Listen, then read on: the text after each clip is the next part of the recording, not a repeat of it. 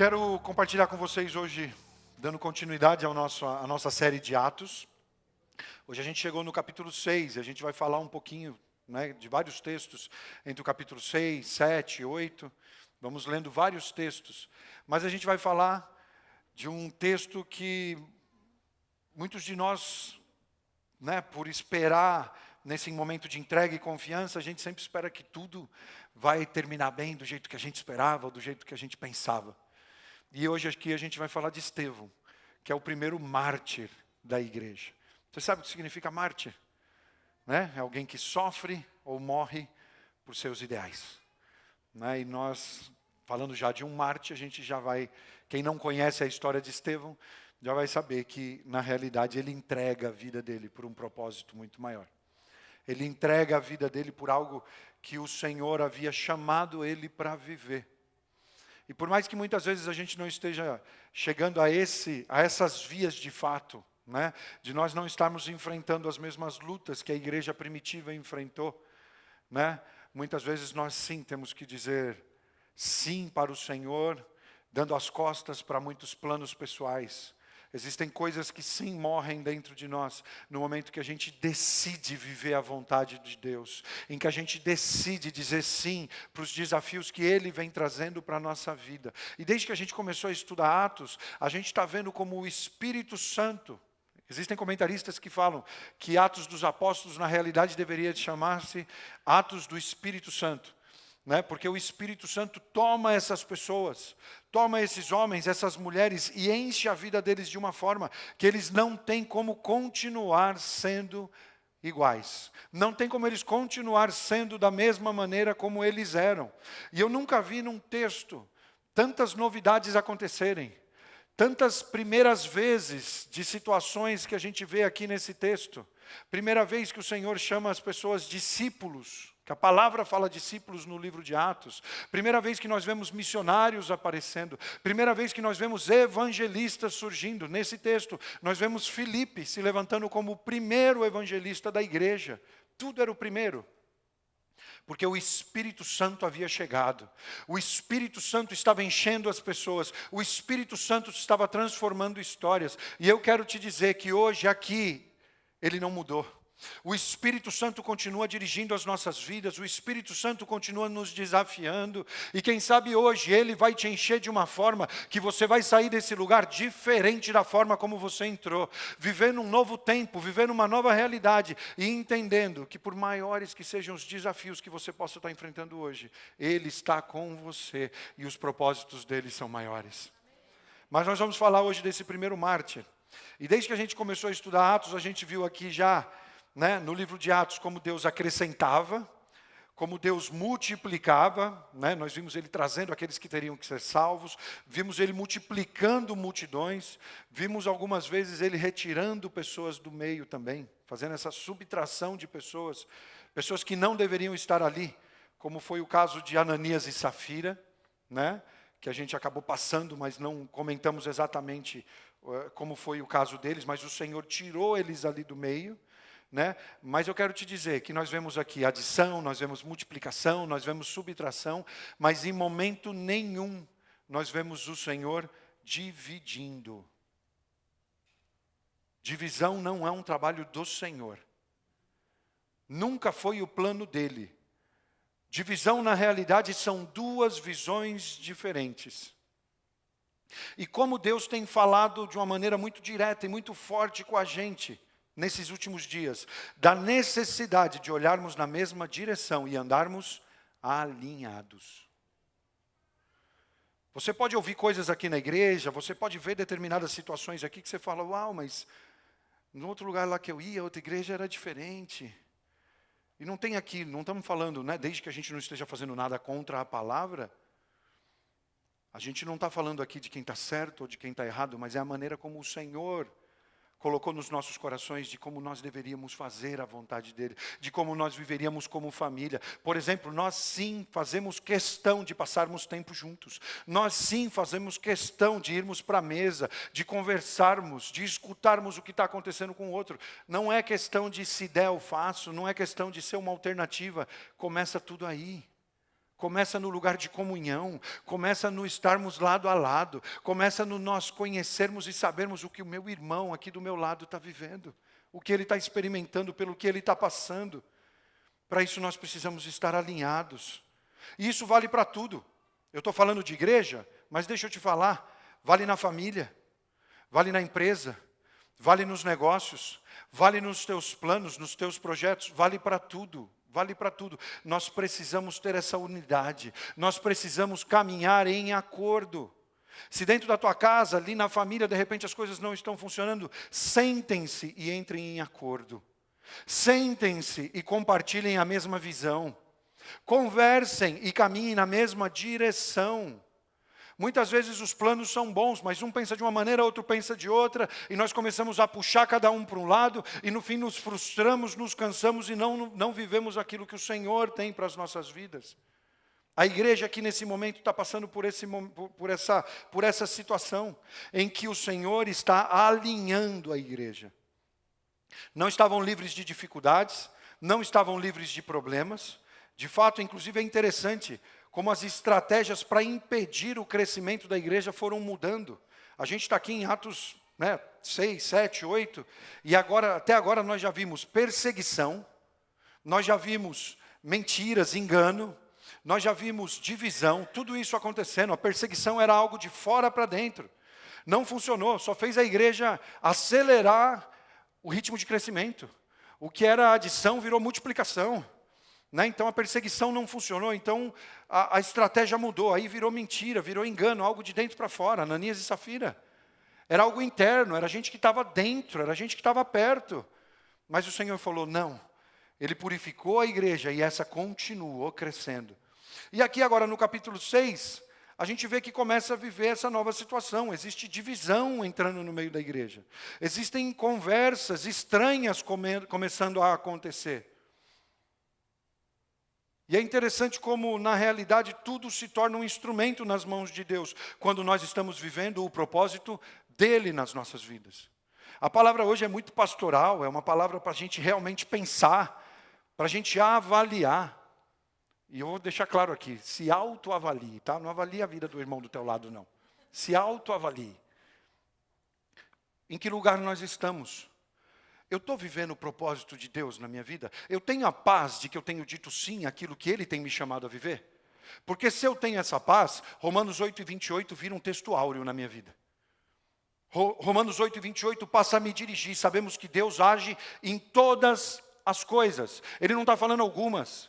Ele não está falando aquilo que você gosta, aquilo que você concorda, aquilo que faz sentido. Ele está falando todas as coisas agem para o bem daqueles que o amam, dos que foram chamados de acordo com o seu propósito.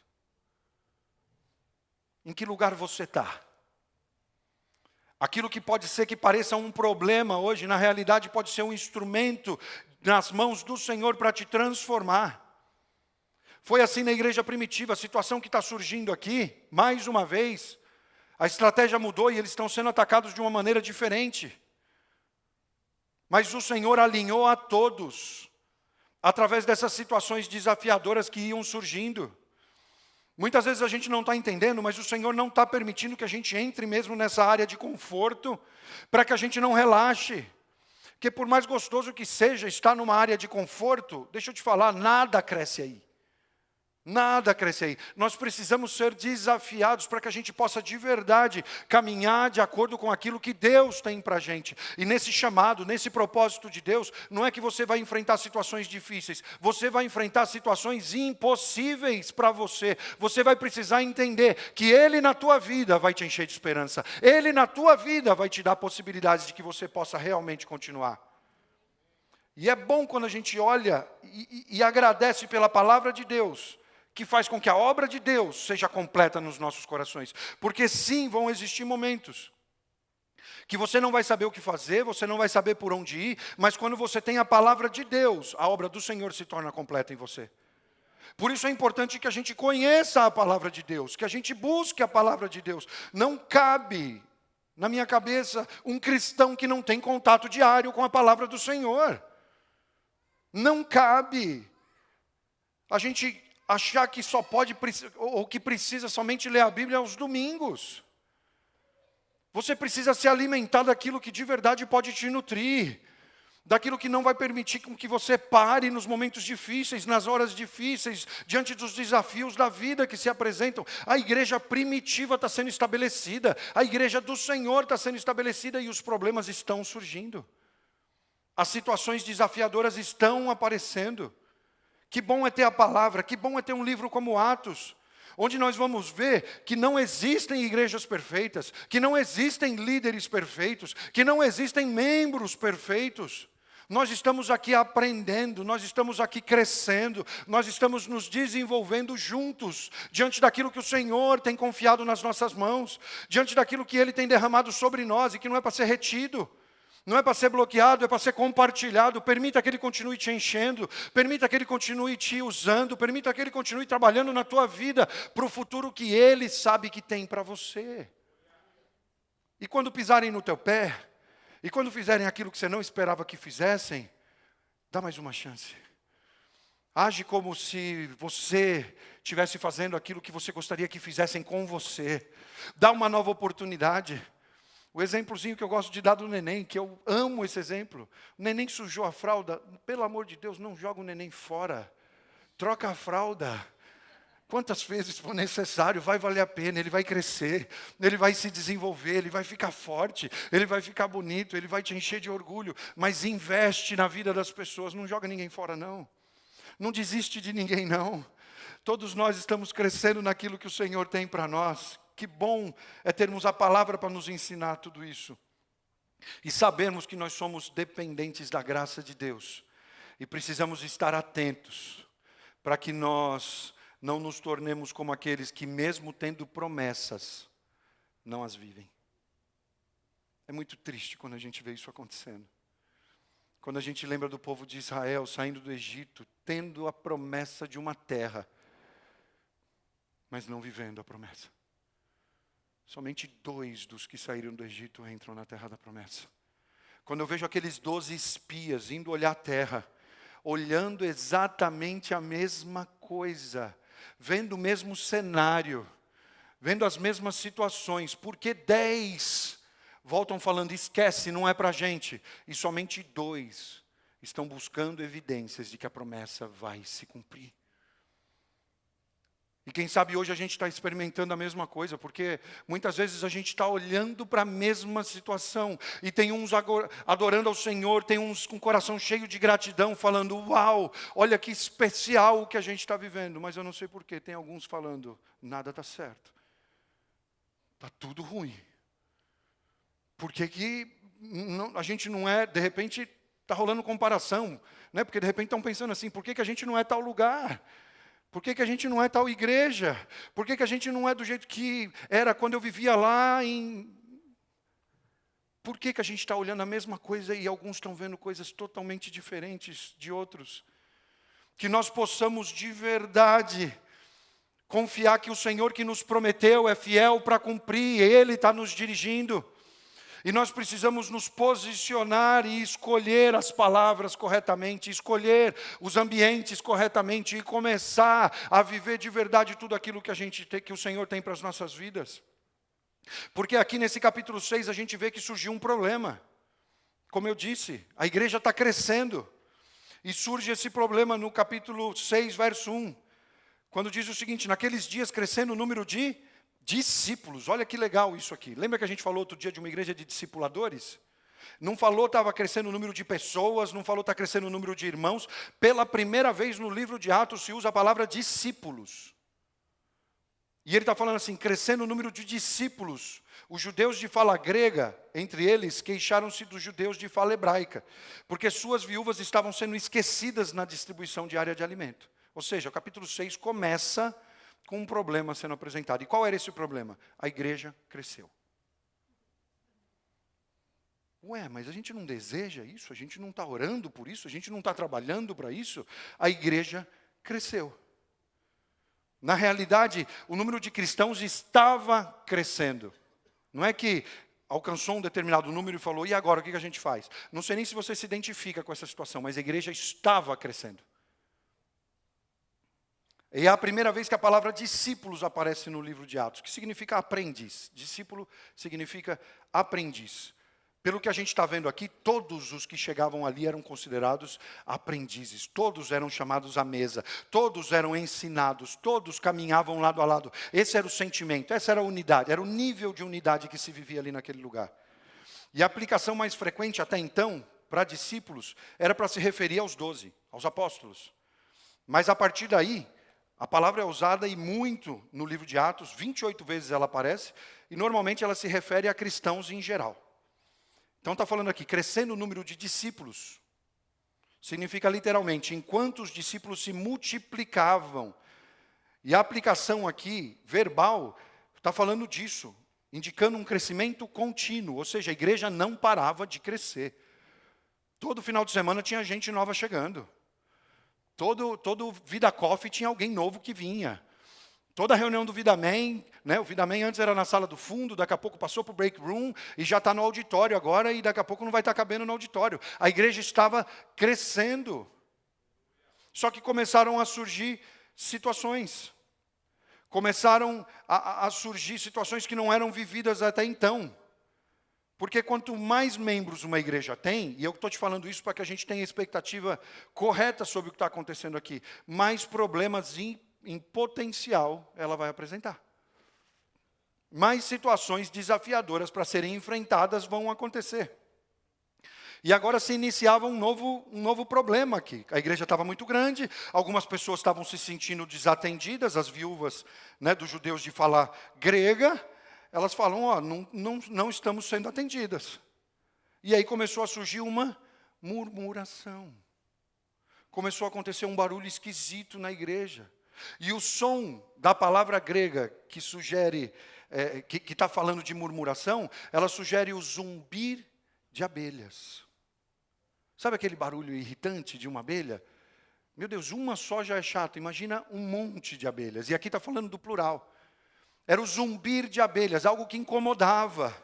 E vinha por parte dos gregos. As suas viúvas eram desprezadas, ou seja, estavam sendo negligenciadas no ministério cotidiano. Era socorro que elas recebiam. Era doação de alimentos que tinha ali naquele lugar. E elas não estavam sendo atendidas. E a igreja estava nesse momento desafiador e algo precisa ficar claro. Naquele tempo e agora de novo, uma igreja dividida, ela não pode ser efetiva. A gente divide forças, a gente divide atenção, a gente se desgasta com aquilo que não precisava estar se desgastando. Uma igreja dividida não pode ser efetiva. Por isso o Senhor para e reorganiza. Por isso situações novas surgem aqui. E qual foi a estratégia para resolver esse problema? Na realidade, Deus usa esse problema para que a igreja viva uma nova realidade. Deus usa essa situação que eles não esperavam viver para levar a igreja a um novo momento, a uma nova organização. Deus usa situações que para nós muitas vezes não fazem sentido. Deus usa situações que nós não planejamos viver. Deus usa situações que nós nem gostamos de enfrentar ou viver para nos levar ao lugar que Ele realmente quer que nós estejamos. Eu me lembro em 2016, quando a gente precisou mudar de Windermere, que pesadelo lembrar daquele dia, naquele momento. Lembrando da situação de ter que vender a casa que a gente tinha comprado, de estar no lugar que a gente amava estar, porque o Senhor fechou as portas e surgiu um problema. E tivemos que deixar tudo. Pegar as crianças, na época ainda acompanhavam a gente em tudo, né? Hoje já não dá mais, a gente foi deixando alguns pelo caminho. Cresceram. E naquele momento pegar todo mundo e ir para um lugar que eu não queria estar, fazer algo que eu não queria fazer. Mas era a vontade do Senhor, era o plano de Deus, e Ele sabia exatamente o que estava fazendo. Ele estava vendo, Ele já sabia algo que eu não estava vendo, algo que eu não sabia. Quem sabe hoje você está tendo que fazer algo, você está tendo que enfrentar uma situação que você não gostaria de enfrentar. Mas deixa eu te falar, o Senhor sabe porque está permitindo isso na tua vida e sabe para onde está te levando. Naquele lugar que eu não queria estar, o Senhor trabalhou dentro de mim, o Senhor ordenou coisas dentro de mim. Ele organizou coisas na nossa vida para que nós estivéssemos prontos, ou pelo menos aptos para aquilo que Ele ia fazer. Eu não via nada disso.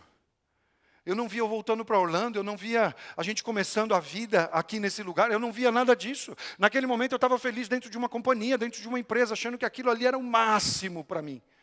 Hoje, quando eu lembro da companhia, me falta até ar. Eu falo, como é que eu aguentei ficar tanto tempo lá? Porque a gente não entende, a nossa visão muitas vezes é limitada, a nossa compreensão é pequena diante daquilo que Deus tem diante de nós. Por isso Ele usa problemas para nos levar a viver algo novo. E a solução ali naquele lugar a gente vê nos versículos 3 e 4 do capítulo 6, que diz, irmãos, escolham entre vocês 7 homens. E aí já começa a dar características desses homens. De bom testemunho, cheios do Espírito e de sabedoria. Passemos a eles essa tarefa. Está falando do servir nas mesas. Surgem os primeiros diáconos.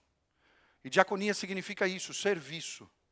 Os apóstolos serviriam na palavra e na oração, e levantariam a 7 homens para que servissem nas mesas, ou seja, no cuidado das pessoas. Desde aqui vem a palavra, desde aqui vem a ministração, desde aqui vem a oração, mas isso tem que andar de mãos dadas com o cuidado pessoal. Ir para a mesa, conversar, ver qual é a necessidade. Você pode falar sim, Deus abençoe, mas qual é a tua necessidade hoje? Como é que está a tua casa? Como é que está teu casamento? Como é que está a tua família? As duas coisas precisam caminhar juntas. E quando isso se alinha, e nós vemos o Senhor fazendo isso dessa maneira tão primordial aqui na igreja primitiva, por causa disso a igreja podia continuar crescendo. Pela primeira vez nós vemos o conceito de organização dentro da igreja. E aqui vemos qual foi a estratégia do Espírito Santo para solucionar esse problema. Organizar a igreja.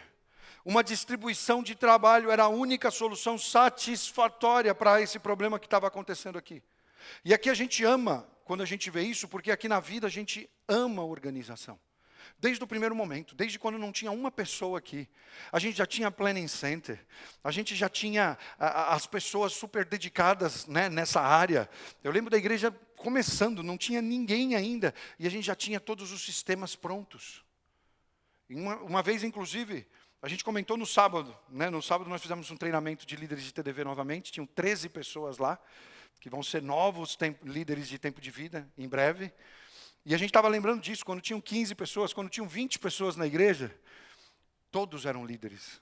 Todos eram líderes, porque a gente já tinha toda uma organização da igreja, a gente já tinha as posições onde a gente precisava de cada pessoa. E aí nós víamos, nós identificávamos características nessas pessoas que poderiam nos ajudar nessas áreas. E eu lembro de um dia uma pessoa me questionar, falando, pastor, para que tanta organização? Olha o tamanho da igreja.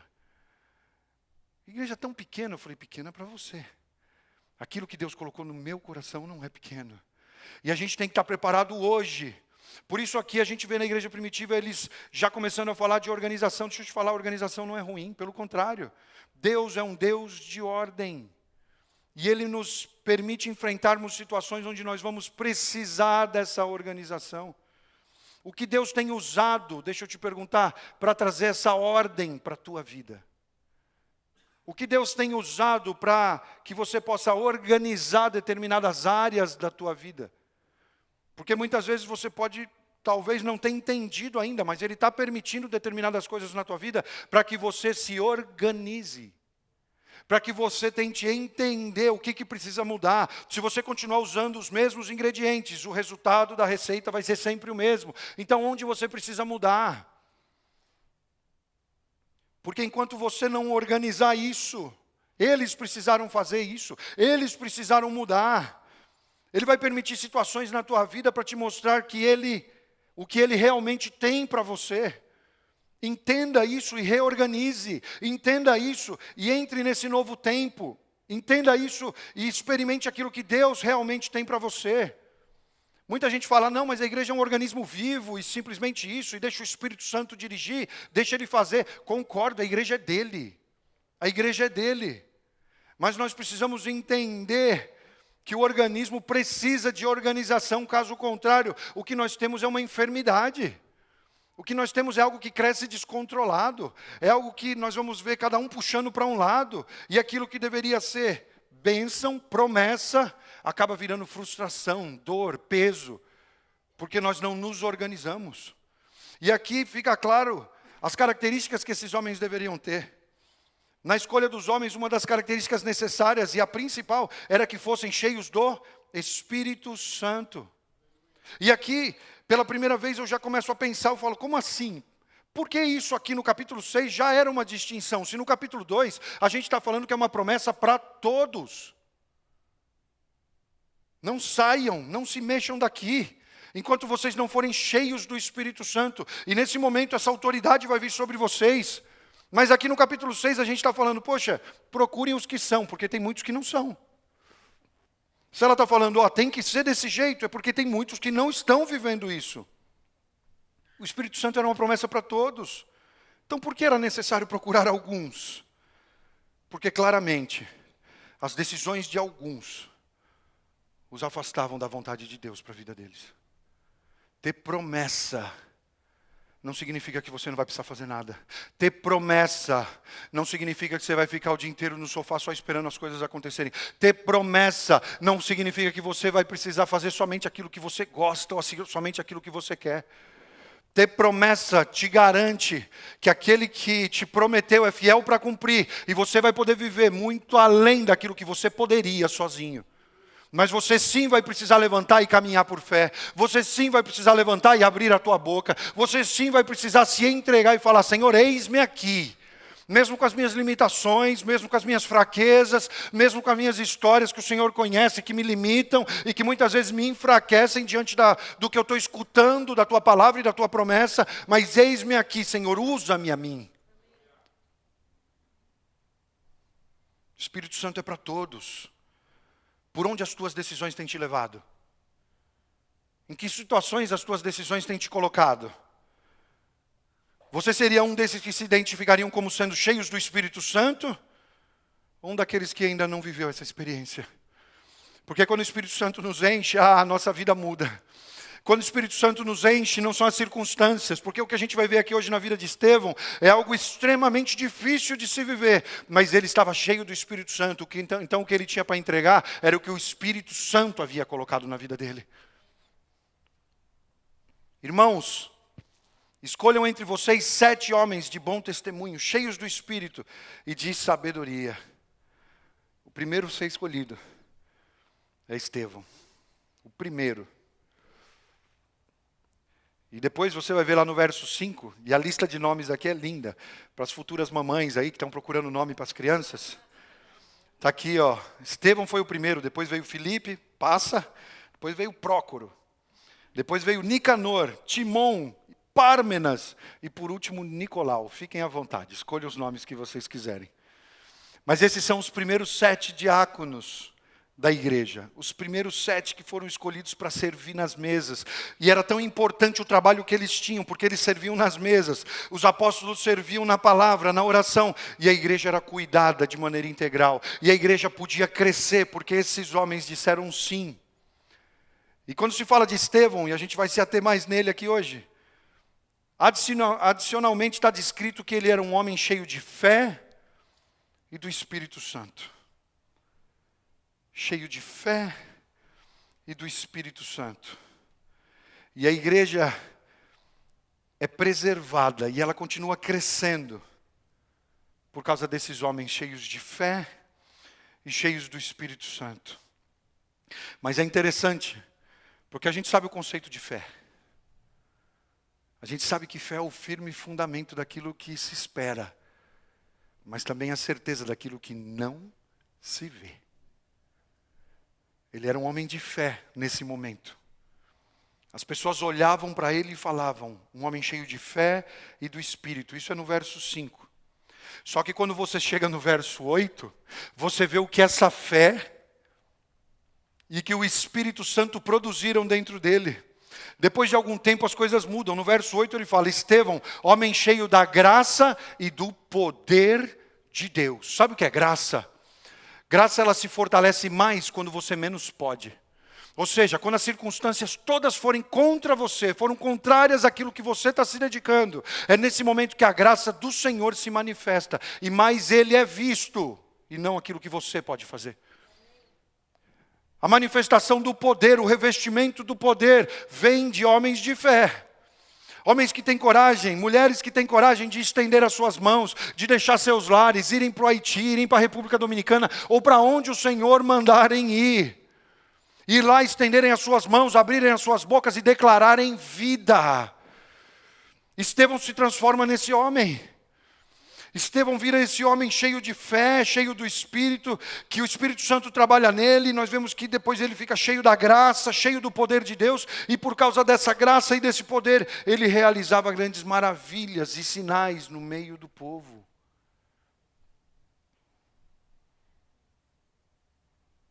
Esse era o poder do Espírito Santo sobre a vida dele.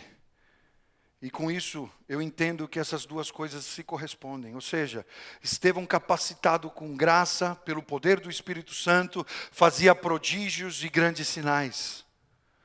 Só que para que Deus te dá tudo isso? E muitas vezes a gente tem que se responder, a nós mesmos essa pergunta, ou muitas vezes o Senhor usa uma voz que é muito parecida com a do Espírito Santo, que se chama esposa. Quando você fala, poxa, por que eu estou vivendo isso? E a resposta já está na ponta da língua. Para que você quer isso? É para você se sentir bem? Já viram como muitas vezes parece? E às vezes a gente teima, Ela falou, você fala, não, eu sou o homem dessa casa, vou fazer o que eu quero. E quebra a cara. E daí você tem que voltar lá falar para ela que deu ruim. E aí, eu te disse, eu não falei. Ai, Jesus amado. Então Estevão é cheio do Espírito Santo, ele está fazendo sinais, ele está fazendo maravilhas, e de repente você olha para essa situação e fala, uau, que demais, onde é que isso vai parar? Onde é que o Senhor vai levar esse homem? Onde é que Deus vai fazer? Sabe o que acontece com Estevão? Ele é preso.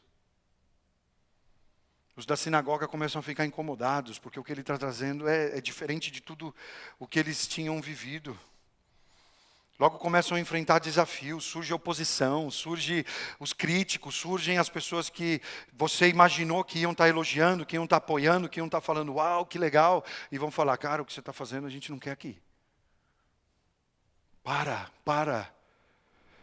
E ali no verso 9 e 10, você vai ver quando isso acontece. Contudo, levantou-se a oposição dos membros da sinagoga, chamada dos libertos, dos judeus de Cirene e de Alexandria, bem como das províncias da Cilícia e da Ásia.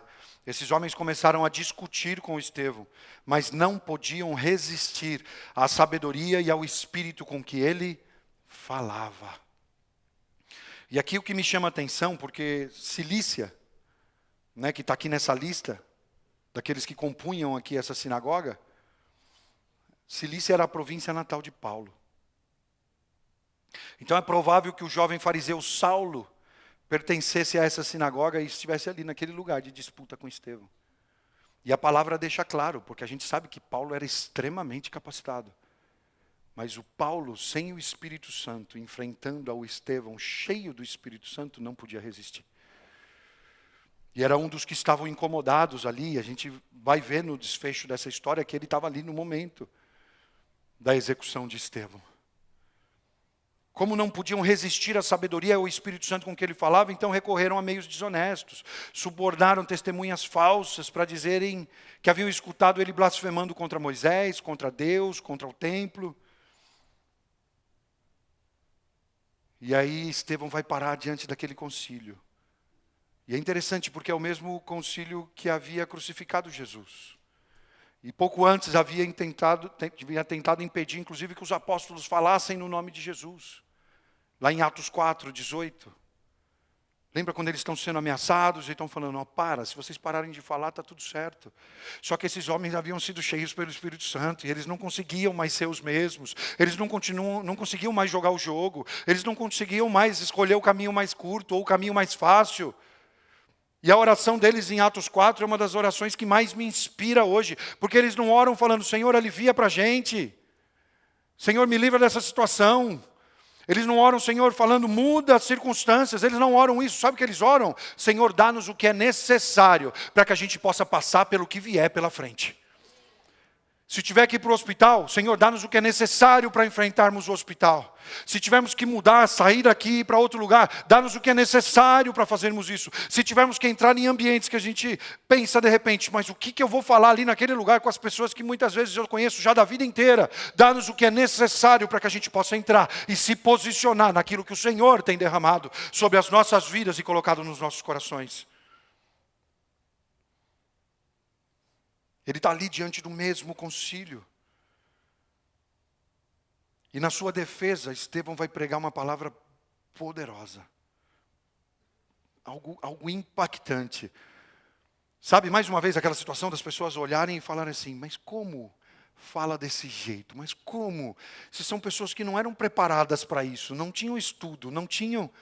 Como está falando com essa autoridade? Como está falando com essa sabedoria? Como?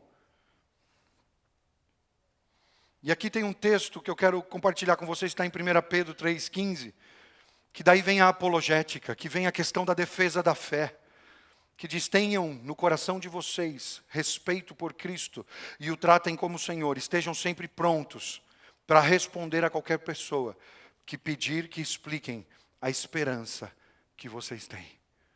Não é porque alguém te falou para falar isso, é por aquilo que você está vivendo.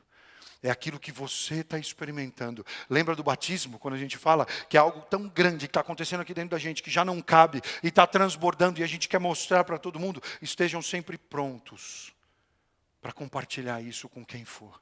Estejam sempre prontos para explicar a esperança que vocês têm dentro do seu coração. Foi o que Estevão fez ali naquele lugar. O que ele estava vivendo era real. Esses dias, uma pessoa aqui da igreja me falou que foi procurar um vídeo antigo nosso e viu o vídeo da gente lá no comecinho, na igrejinha pequena, e falou, Antônio, e você falava do mesmo jeito e as mesmas coisas que você fala hoje. Porque é verdade, é o que a gente vive desde o primeiro momento.